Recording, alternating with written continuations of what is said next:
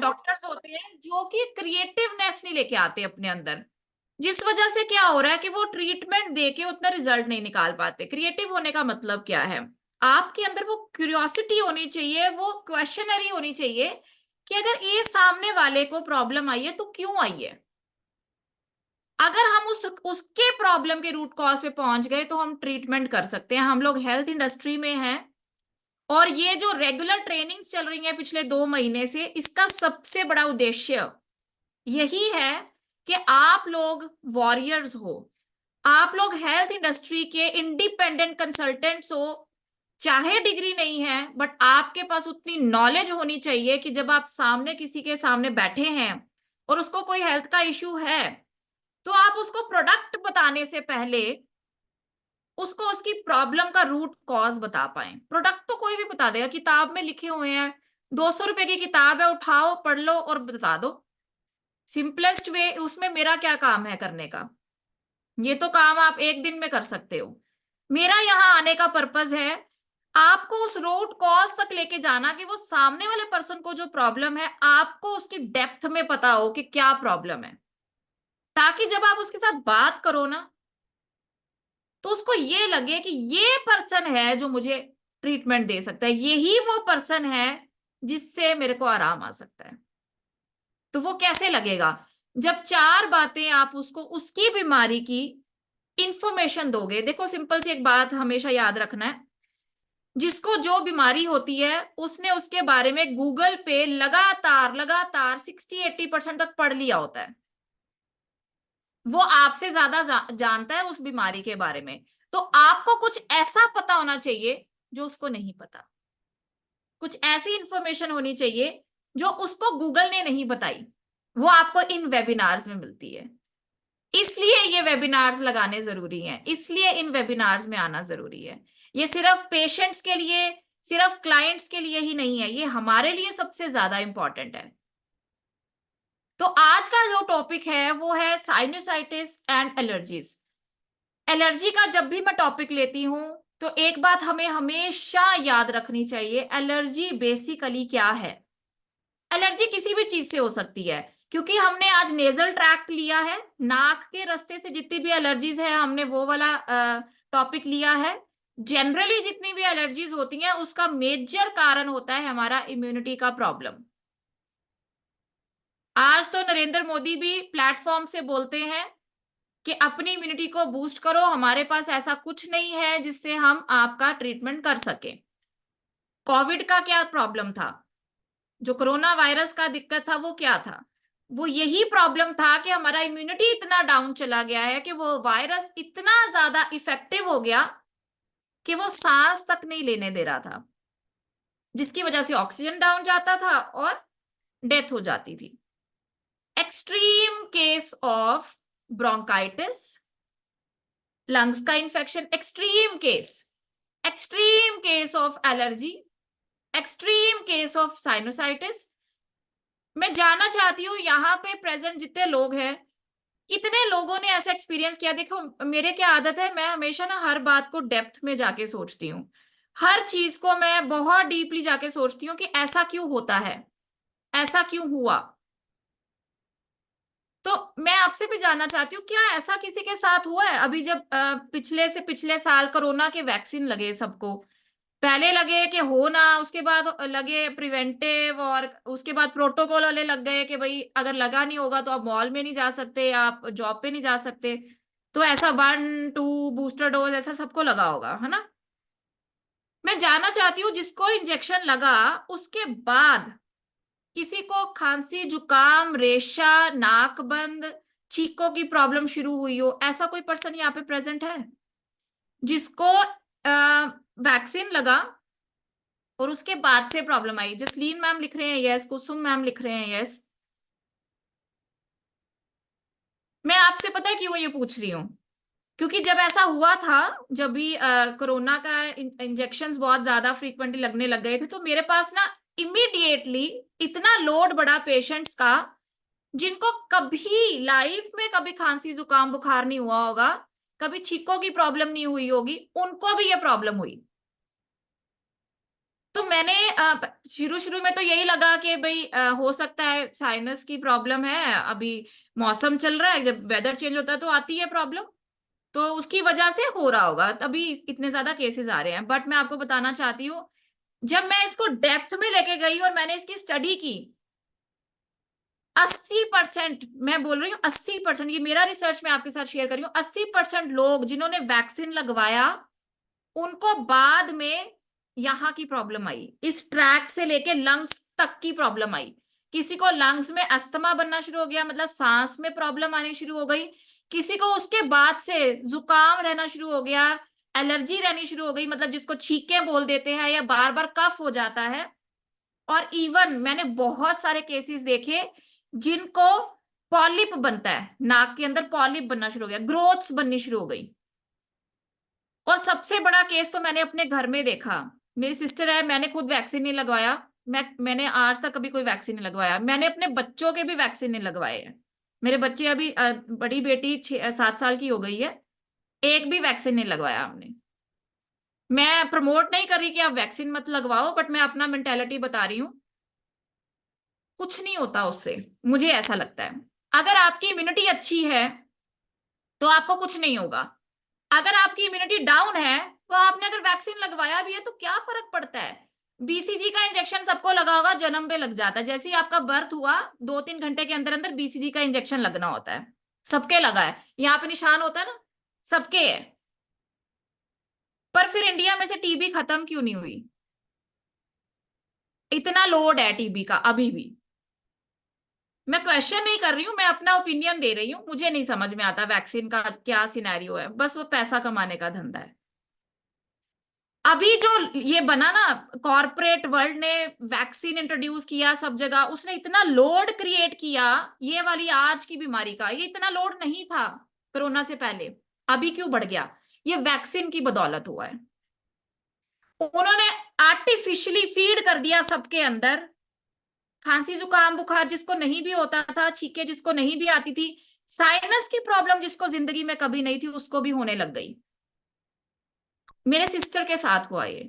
वो corporate world में job करती है, तो उसको एंट्री बैन हो गया अगर आप वैक्सीन नहीं लगाओगे, तो उसको लगवाना पड़ा। 1 महीने के अंदर अंदर उसको यहाँ पे पॉलिप बन गया।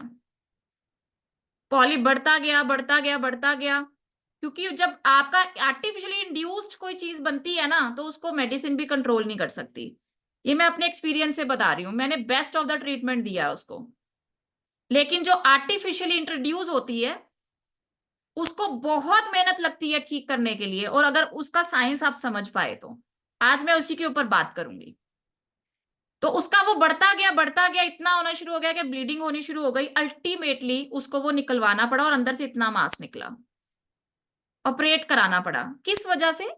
क्योंकि उसने एक वैक्सीन लगवाया था जिसकी उसको जरूरत नहीं थी, उसकी इम्यूनिटी अच्छी थी। हमेशा जो भी काम करना है हमें सोच समझ के करना है। लेकिन जिसके साथ भी ये प्रॉब्लम आ रही है, अब उनको क्या करना है? सिंपल सा तरीका समझना है, अपनी इम्यूनिटी को बूस्ट करना है, आर्टिफिशियली नहीं, नेचुरली। नेचुरली अगर हम अपनी इम्यूनिटी को अच्छा रखेंगे तो हमें एलर्जीज नहीं होंगी, हमें साइनोसाइटिस नहीं होगा। एलर्जी होती है सबसे पहले और उसके बाद वो कन्वर्ट हो जाता है साइनोसाइटिस में। आम भाषा में अगर बात करें, एलर्जी क्या है? हवा अंदर जाती है, हवा बाहर आती है, सारा दिन में यही प्रोसेस होता है। लेकिन जब हवा अंदर जा रही है तो स्किन को ऐसा लगता है, ये जो इंटरनल वाली स्किन है इसको ऐसा लगता है आर्टिफिशियल चीज है, ये तो बॉडी में जानी नहीं चाहिए, और उस वजह से वो छींक मारती है हवा को बाहर निकालने के लिए, और इसलिए हमें छींकें आती हैं। साइंस समझना है यहाँ पे। हवा तो डेली अंदर जाएगी तभी जीवित रहेंगे, और बॉडी क्या बोल रही है? हवा अंदर ही ना जाए, अंदर जाओगे, अंदर हवा जाएगी तो मर जाओगे। ऑपोजिट चल रहा है, माइंड बिल्कुल ऑपोजिट चल रहा है, और इसलिए सफर करते हैं। उसके लिए हमने हमने क्या आसान सा तरीका पकड़ा हुआ है, सिट्राजिन खा लो, या जो भी एंटी एलर्जी का आपको डॉक्टर दे देता है वो खा लो। अब वो क्या करेगी? आपकी इम्यूनिटी को डाउन करेगी, ये वाले सेल्स को मार देती है, वो डेड कर देती है अंदर से, ताकि भाई तेरे को पता ही ना चले हवा अंदर गई। अब अल्टीमेटली क्या होगा, हमारे यहाँ पे पूरा ऐसा लेयर बना होता है जो कि आर्टिफिशियली कोई भी बैक्टीरिया एनीथिंग अंदर नहीं जाने देता। अब वो उसको मार चुकी है, बार बार गोली खा रहे हैं, 1 साल से 2 साल से, मेरे पास ऐसे केसेस भी आए 30-30 साल से गोली खा खा रहे हैं, अभी भी खा रहे हैं। अब उसने पूरा डेड कर दिया, अब सब कुछ ही अंदर जाता है, बैक्टीरिया भी, वायरस भी, फंगल इन्फेक्शन भी, सब कुछ अंदर जा रहा है। तो उसके ऊपर क्या प्रॉब्लम आनी शुरू हो जाती है, साइनोसाइटिस की। सुपर एडेड इन्फेक्शन इसको बोलते हैं, इन्फेक्शन ही इन्फेक्शन होते रहेंगे अब। तो वो कभी फटाफट से हल्का सा मौसम बदला, खांसी जुकाम बुखार, हल्का सा मौसम बदला, रेशे की प्रॉब्लम, हल्का सा मौसम बदला, ब्रीदिंग की प्रॉब्लम। बेसिक नहीं समझे हम, अगर हम बेसिक समझ गए तो ये जो ऊपर वाले प्रॉब्लम्स आ रही हैं इनको हम कंट्रोल कर जाएंगे। तो फोकस का होना चाहिए अपनी इम्यूनिटी को बूस्ट करने पे, सप्रेस करने पे नहीं। जिन लोगों को अस्थमा की प्रॉब्लम रहती है, अस्थमा का प्रॉब्लम मतलब कि सांस लेने में दिक्कत आती है, और आप देखेंगे मेजरली मतलब ऐसे ही हंस के ही बोल देते हैं मेरे को अस्थमा की प्रॉब्लम है, मतलब दिन में 4-5 बार तो मैं इनहेलर लेना पड़ जाता है, हफ्ते में 5-6 बार इनहेलर, मतलब ऐसे ही। इनहेलर है क्या बेसिकली, वो डेड कर रहा है यहाँ पे सारे सेल्स को। अल्टीमेटली आपने इस पोर्शन को पूरा डेड कर दिया है, भाई ये तो रिएक्ट नहीं करेगा। अब बॉडी का एक सिंपल सा सिनेरियो है, आपने इस अंग को डेड कर दिया, यहां से इन्फेक्शन अंदर जा रहा है तो अंदर जाके कहीं तो जाएगा। अब वो यहां से तो आपने कंट्रोल कर दिया, कहाँ जाएगा, कहीं और चला जाएगा। आपके चेस्ट में जा सकता है, पेट में जा सकता है, आपको लिम्फ नोड्स की स्वेलिंग आ सकती है, और जब लिम्फ नोड्स की बार बार स्वेलिंग आती है तो कैंसर बनता है। हमने एक लाइटली सा कदम लिया था, छींकों से परेशान थे, हमने गोली खानी शुरू कर दी, बट वो मेजर डैमेज करता है हमारा इंटरनल लेवल पे जाके। फिर बाद में हमें समझ नहीं आता कि वो ये भयंकर बीमारी कैसी बन गई। ये मेजर कारण है। यहाँ पे हमें सबसे इंपॉर्टेंटली क्या समझना है, अपनी इम्यूनिटी को हम कैसे बूस्ट कर सकें। इम्यूनिटी को अगर बूस्ट करना है तो मेजरली एक ही चीज काम करती है, हम सबको पता है, हमें अपनी बॉडी को चार्ज रखने की जरूरत है, अपने वोल्टेज को बढ़ा के रखने की जरूरत है। मैंने कई बार जिक्र किया है इस बारे में।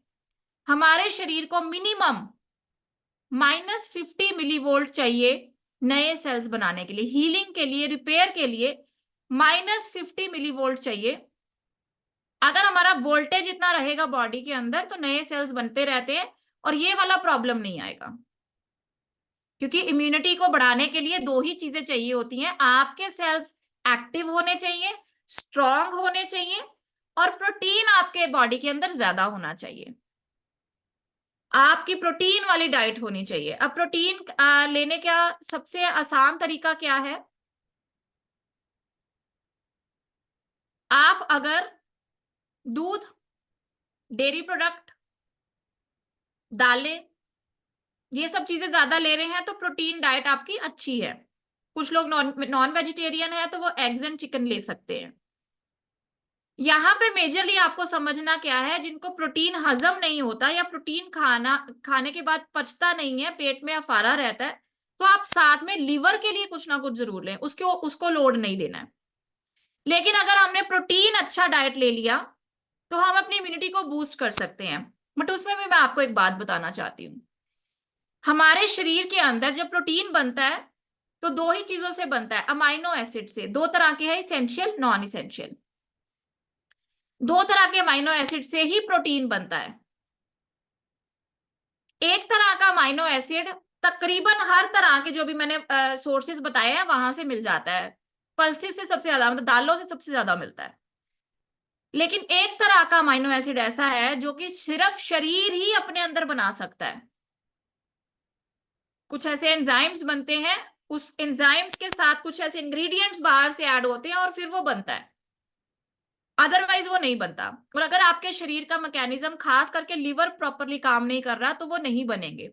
अब वो प्रोटीन नहीं बन रहे तो आपकी इम्यूनिटी वैसे ही डाउन है। तो यहाँ पे मेजरली एक बात समझने की क्या है, अगर आपका लिवर हेल्दी है तो आपको छींकों की प्रॉब्लम नहीं आएगी, क्योंकि वो इंटरकनेक्टेड है।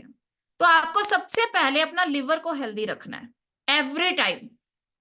मैं रेकमेंड करती हूँ, बहुत ही अच्छा आयुर्वेदिक कॉम्बिनेशन है फॉक्सिलिव के नाम से, आप कैप्सूल या सिरप की फॉर्म में ले सकते हो। वंडरफुल रिजल्ट्स, डेली लेना चाहिए हर एक इंसान को अपने आप को बढ़िया रखने के लिए।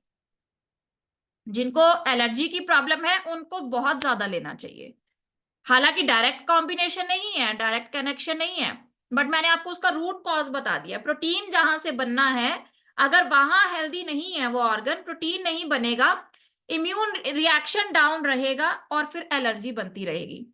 सेकेंडली, अगर फिर भी लग रहा है कि लिवर अच्छे से प्रोटीन नहीं बना पा रहा है, उतनी कमी को पूरा नहीं कर पा रहा, तो आर्टिफिशियली एक ही सोर्स है वो अमाइनो एसिड लेने का, वो होता है एलोवेरा।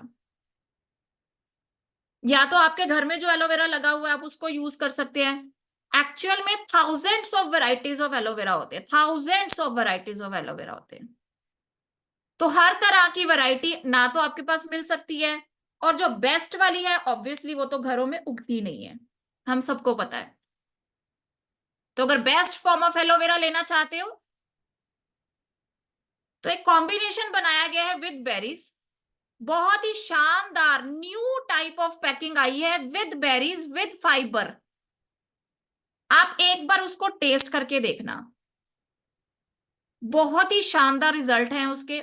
जिनको साइनोसाइटिस या एलर्जी की प्रॉब्लम रहती है, सुबह 30 ml एक बार लेना है बस, सुबह 30 ml एक बार, दैट्स इट।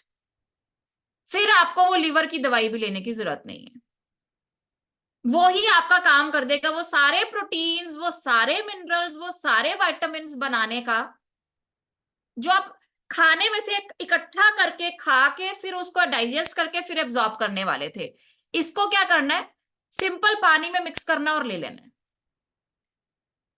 बच्चों के लिए भी बेस्ट एलोवेरा दो उनको, आप 30 ml लो, उसको 10 ml दे दो, बच्चा भी ले सकता है aloe vera. Healthiest form of aloe vera आता है। कारण क्या है, इसके अंदर वो येलो लेयर नहीं है जो कि एलर्जी करती है। खासकर आपने सुना होगा कि एलर्जिक पेशेंट को एलोवेरा नहीं दिया जाता, ये वाला एलोवेरा देना है, क्योंकि इसके अंदर वो जो एलर्जी वाली लेयर है, येलो लेयर, वो हमने निकाल दी है। बहुत ही कॉम्प्लेक्स मशीन्स का इस्तेमाल किया जाता है जिससे वो निकाली जाती है, लाखों रुपए लगते हैं उसको निकालने के लिए। उसके बाद इम्यूनिटी को बूस्ट करने के लिए मुझे पर्सनली बहुत अच्छे रिजल्ट्स मिले हैं। बहुत सारे लोग हैं, पीछे कुछ दिन पहले हम एक किसी के घर गए थे, तो वहां पे कोई डॉक्टर साहब आए हुए थे। उन्होंने बताया कि उनको 400 पेशेंट्स के ऊपर, 400 पेशेंट्स के ऊपर रिजल्ट मिला सिर्फ तुलसी देने से, एलर्जी में, सिर्फ तुलसी ड्रॉप्स देने में 400 पेशेंट्स में रिजल्ट मिला उनको। तो मैंने बहुत ज्यादा पेशेंट्स पे तो नहीं ट्राई किया है, बट हाँ मैंने जहां भी सुना है तो मुझे सब जगह से रिजल्ट पॉजिटिव मिला है। मैंने खुद के ऊपर ट्राई किया है, मेरे को रिजल्ट मिला है, उनको मिले हैं 400 पेशेंट्स के ऊपर। तो तुलसी एक ऐसी चीज है, हम सबको पता है, खाना चाहिए, और खासकर सर्दियों के मौसम में तो लेना चाहिए अपने आप को हेल्दी रखने के लिए। बट अगर मैं इस तुलसी के बारे में बात करूं तो ये 5 तुलसी का कॉम्बिनेशन है, क्योंकि जो खासकर वन तुलसी होती है ना वो यहाँ नहीं मिलती, वो हमारे गमलों में नहीं उग सकती।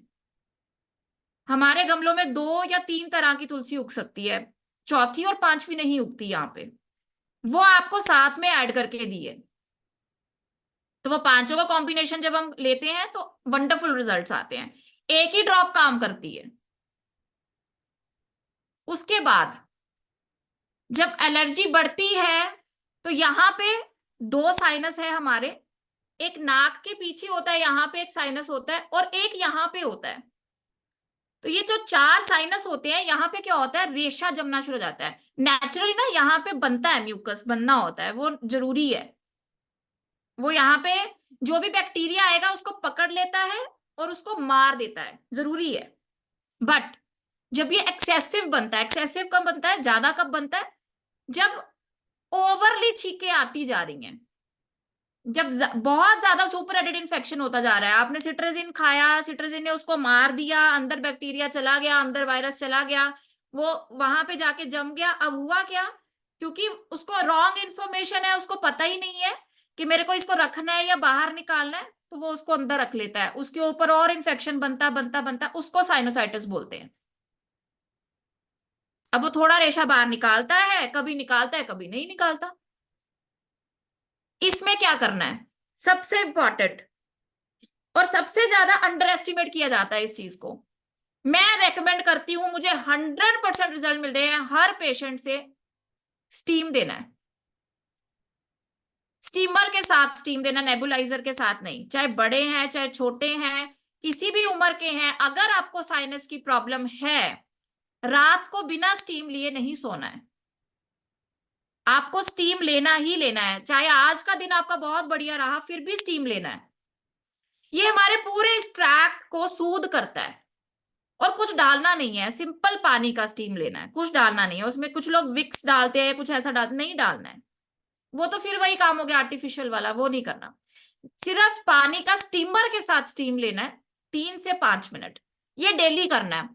आप लगातार 45 दिन अगर इसको करते हो, सुबह एलोवेरा लिया, दिन भर में तुलसी रस लिया और रात को सोने से पहले स्टीम लिया, 45 डेज के बाद एक बार मेरे से बात कर लेना, आपको 100% रिजल्ट मिलेंगे। लेकिन अगर आप इसको बिना नागा डेली करते हैं, 100% रिजल्ट मिलेंगे। और एक लास्ट मैं आपको बताना चाहती हूँ, कुछ ऐसी चीजें जो कि आप अवॉइड कर सकते हैं, जो ना खाएं तो बढ़िया है। देखिए, दो दो सिनेरियोज होते हैं। मैं अगर अपने ट्रीटमेंट की बात करूं, मैं कैसे ट्रीटमेंट करती हूँ, तो मैं कुछ अवॉइड नहीं करवाती, मैं इम्यूनिटी को बूस्ट करवा देती हूँ। लेकिन हाँ, कुछ लोग ऐसे होते हैं जिनको अभी समय लगेगा इम्यूनिटी बूस्ट करने में, या उनको लगता है कि डॉक्टर साहब ने कुछ ऐसा बताया ही नहीं कि हम छोड़ें क्या। कुछ अवॉइड करना आदत होती है हमें, कि जब तक 2-4 चीजें लोगों को बोले ना कि भाई मैं ये नहीं खाती या मैं ये नहीं खाता, तो मेरा ट्रीटमेंट नहीं चल रहा है। तो उसमें आप नोट डाउन कर सकते हो, टमाटर अवॉइड कर सकते हो आप। टमाटर में एक्चुअली हिस्टामिन होता है, वो एलर्जिक होता है, कई लोगों को वो खराब करता है, तो टमाटर अवॉइड कर सकते हैं। डेयरी प्रोडक्ट्स अवॉइड कर सकते हैं, क्योंकि कई लोगों में वो रेशा बनाता है, जिस तरह से बनाना कई लोगों को रेशा बनाता है, ये हर हर केस में नहीं लागू होता, बट जिनको प्रॉब्लम आती है वो अवॉइड कर सकते हैं। उसके बाद ग्लूटेन अवॉइड करना चाहिए। ग्लूटेन मतलब कि आटा। आटा आपको कभी भी एलर्जी और साइनस की प्रॉब्लम से हील नहीं कर सकता, गेहूं नहीं कर सकता, ये बात समझने की है। तो इसकी जगह पे आपको क्या करना है, मतलब आप अगर लिटरली चाहते हो ना कि मेरे को ठीक होना है, और मेरे को 45 दिन के अंदर अंदर ही ठीक होना है, मेरे को रिजल्ट चाहिए 1.5 महीने के अंदर अंदर, सुबह एलोवेरा, दिन भर में तुलसी, चार्जिंग वाला पानी, और 3 टाइम मिलेट्स, 100% ट्रीटमेंट।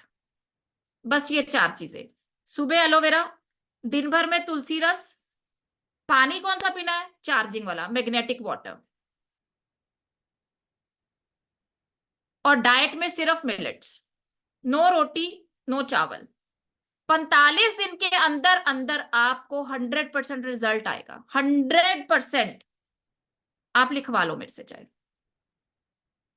करना इसको डेली है, और 45 दिन बाद एक बार मुझसे मिल लेना, क्योंकि फिर मेरे को आपका टेस्टिमोनियल शूट करना है, और आप जैसे लोगों को भी बताना है ना कि ठीक हुए हैं।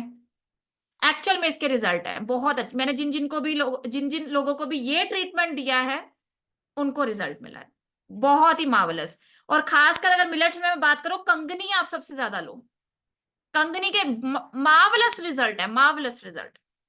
जिनको रेशे की प्रॉब्लम, साइनस की प्रॉब्लम, छींकों की प्रॉब्लम, सबसे बड़ा प्रॉब्लम पता क्या है, जिनको एलर्जी बार बार होती है, जिनको साइनस की प्रॉब्लम है, मेजरली उनको एक तो सफेद हो जाते हैं बाल, जल्दी समय से पहले बाल सफेद हो जाते हैं।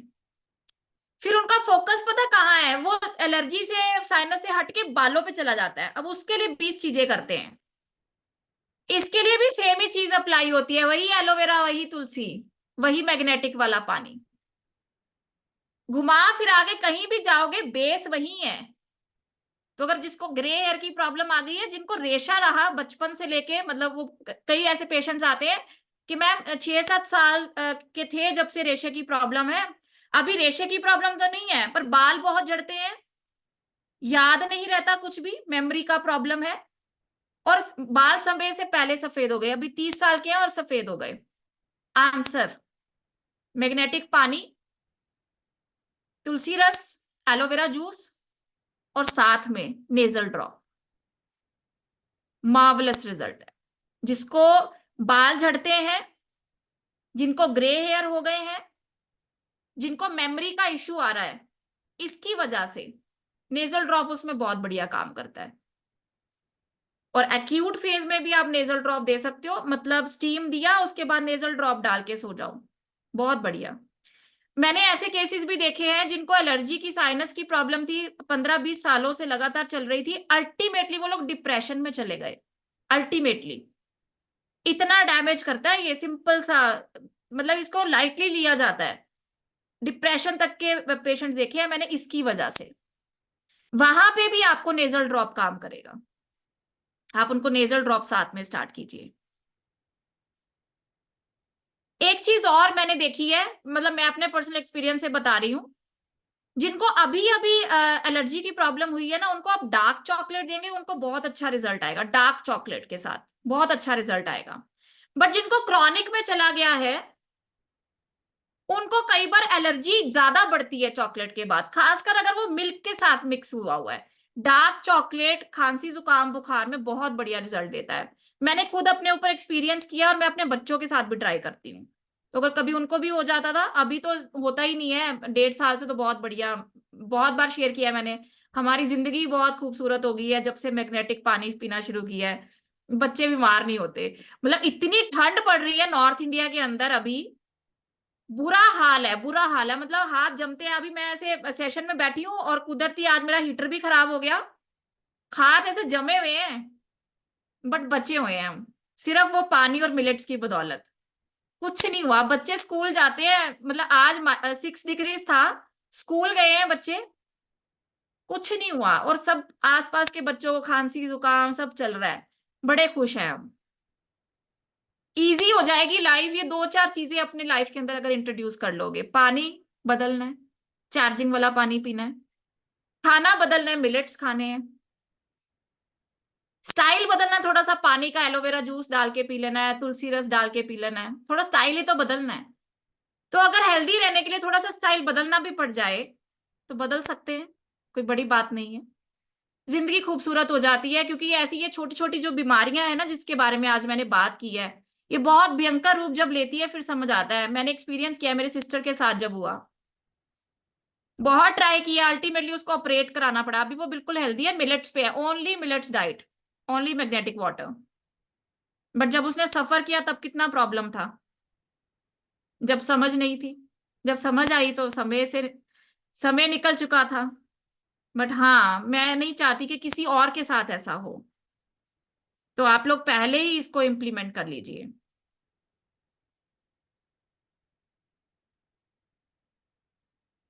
बस ऑलमोस्ट मैंने सारे पॉइंट सेंटर कर लिए हैं डिस्कस।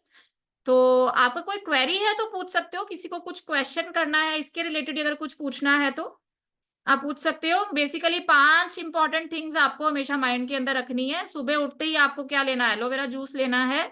दिन भर में मैग्नेटिक पानी पीना है तुलसी ड्रॉप्स डालकर।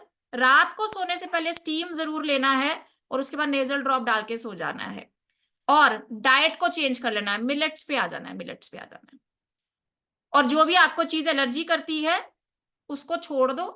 सबसे पहले सिट्राजिन को छोड़ दो, वो सबसे ज्यादा भयंकर चीज है, छोड़ दो उसको। 45 दिन मेरे हिसाब से चल लो, सिट्राजिन को छोड़ दो, ठीक हो जाओगे।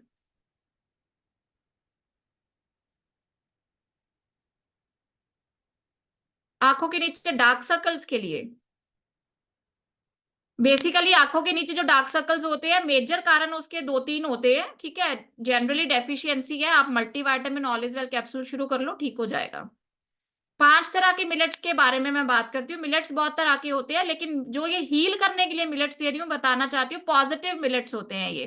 पॉजिटिव मिलेट्स में 5 तरह के मिलेट्स आते हैं, कुटकी, सावा, कोदरा, कंगनी, हरी कंगनी, ये आपको लेना है। मिलेट्स के ऊपर भारती जी सेशन होता रहता है, आप हमारे सेशंस के साथ बने रहिए। अभी रिसेंटली कोई मिलेट्स के ऊपर सेशन होगा तो आप आइए हमारे सेशन के अंदर, आप 5-6 सेशन अटेंड कीजिए, आपको समझ में आ जाएगा। जी, एलोवेरा का जूस सबको दे सकते हैं, इसका कोई भी साइड इफेक्ट नहीं है, 5 साल के बच्चे को भी दे सकते हैं। नाक में अगर हड्डी बढ़ जाती है तो उसके लिए क्या करना है, आपको मैग्नेटिक वाटर स्टार्ट करना है, और उसके साथ जो छोटी वाली बेल्ट मिलती है, सिर पे कॉटन का कपड़ा बांध के इस तरह से रैप करके उसको सोना है 6 से 7 घंटे। तो छोटी वाली बेल्ट को रैप करना है 6 से 7 घंटे, कॉटन का कपड़ा लपेटने के बाद मैग्नेटिक पानी पीना है, और नेजल ड्रॉप का लगातार इस्तेमाल करना है, मिनिमम 90 डेज, मिनिमम 90 डेज ठीक हो जाएगा। वेट लॉस के लिए अलग से सेशन होगा, आप वो जरूर अटेंड कीजिएगा। बाल बहुत झड़ रहे हैं तो आपको सोल्यूशन बता दिया है, नेजल ड्रॉप शुरू कर लो, मैग्नेटिक पानी शुरू कर दो, और एलोवेरा जूस शुरू कर दो। एलोवेरा सबको सूट करता है, ऐसा कोई पर्सन नहीं बना जिसको एचएचआई वाला एलोवेरा ना सूट करे। एक भी पर्सन नहीं ऐसा बना जिसको एलोवेरा एचएचआई वाला ना सूट करे, क्योंकि इसके अंदर ना वो जो येलो लेयर है वो निकाल दी गई है। वही प्रॉब्लम क्रिएट करती थी, मेरे मदर को एलोवेरा नहीं सूट करता था, बट उनको ये वाला सूट करता है, क्योंकि इसके अंदर वो जो येलो लेयर है वो एलर्जिक होती है, वो निकाल दी गई है। एक बार ट्राई कीजिए फिर से। नहीं करे तो मेरे से एक बार पर्सनली बात कर लेना, क्योंकि हमारी कोई भी मेडिसिन ऐसी नहीं जिसके अंदर एलोवेरा ना हो, तो कुछ और दे देंगे।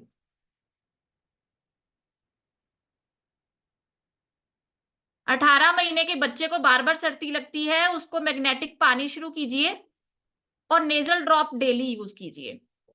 मेरे जब बच्चे छोटे थे तो मैं उनके लिए क्या करती थी, मैं कभी भी उनको दवाई नहीं देती थी, उसके लिए स्टीम देती थी। तो जिस दिन मेरे को लगा ना कि बच्चे को आज सर्दी लग गई है, तो फटाफट उसी रात को स्टीम दे देनी। नेजल ड्रॉप आप डाल सकते हो, जिस बच्चे का अभी जन्म हुआ है और सर्दियों में जन्म हुआ है, तो उसको एक बार तो ठंड लगेगी, नेजल ड्रॉप पहले दिन से इस्तेमाल करना शुरू कर दो। बाल बहुत सफेद होते हैं, इसके लिए सोल्यूशन मैंने बता दिया है, nasal drop, aloe vera juice, magnetic पानी। थायराइड के लिए अलग से सेशन होता है मैम, कभी आप हमारे सेशन में आइए, लगातार 4-5 सेशन अटेंड करेंगे तो थायराइड का सेशन अल्टीमेटली आपको मिल जाएगा। अगर आपको वेरिकोज वेन के लिए कंसल्ट करना है मैम, तो आप 1-to-1 कंसल्टेशन बुक कर सकते हैं। नंबर है 9914045140, एक इस पर हाय लिख के भेज दीजिए, आपको कंसल्टेशन लिंक आ जाएगा। सोरियासिस के पेशेंट को yes trust variant cell plus दे सकते हैं, बहुत बढ़िया। आंखों के लिए भी नेजल ड्रॉप बहुत वंडरफुल रिजल्ट देती है, और साथ में आप एलोवेरा जूस दे सकते हैं।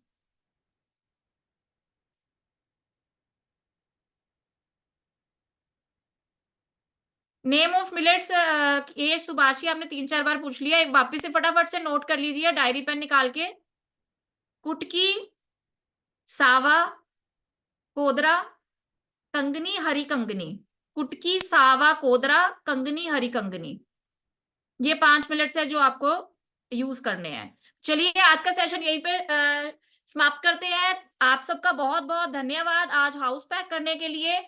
आप लोगों की इसी तरह से मोटिवेशन अगर मुझे मिलती रही तो मैं नई नई जानकारियां आपके लिए लेके आती रहूंगी, और जो कल का सेशन रहेगा वो हमारे मेंटर का रहेगा, जिनकी बदौलत हमने ये सारा सिस्टम बनाया है, जिसकी वजह से ही हम इस सिस्टम के साथ बंधे हुए हैं और अच्छी से अच्छी नॉलेज हम तक पहुंच रही है। तो कल 8 बजे हम सब मिलेंगे इसी तरह से हाउस पैक करके सर के सेशन के अंदर, और एक बहुत ही बढ़िया सी जानकारी हमें कल मिलेगी। तो तब तक के लिए थैंक यू वेरी मच।